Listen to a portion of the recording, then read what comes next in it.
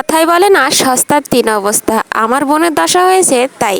বাজার ফুরিয়ে গিয়েছিল, তাই সে গিয়েছিল বড় বাজারে বাজার করতে। এখন বড় বাজারে বাজার করতে গিয়ে দেখে যে প্রতি পিস তরমুজ নাকি 10 টাকা করে বিক্রি করছে। যাই হোক, প্রতি পিস তরমুজ 10 টাকা ভেবে ও একটা কিনে নিয়ে আসলো। ভাবলো খারাপ হলে হবে, ভালো হলে তো ভালো।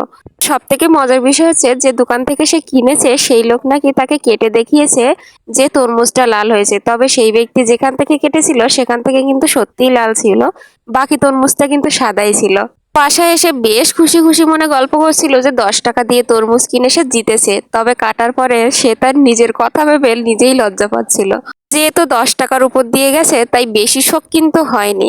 একদম যে খাওয়া যায়নি তা নয়, যেটুকু লাল ছিল সেটুকু ছিলাম। তরমুজটা বেশ খেতে ছিল, মিষ্টিও ছিল, একদম যে নোনা তাও কিন্তু না। যতটুকু লাল ছিল ততটুকু খেতে বেশ ভালো লেগেছিল। টাকার হিসাবে যদি তুলনা করি তাহলে লাভই হয়েছে। যদি ভাবি যে তরমুজের পুরোটাই আমাদের দরকার তাহলে লস হয়েছে। তবে 10 টাকা তুমি আর এই বাজারে কি পাবে বলো?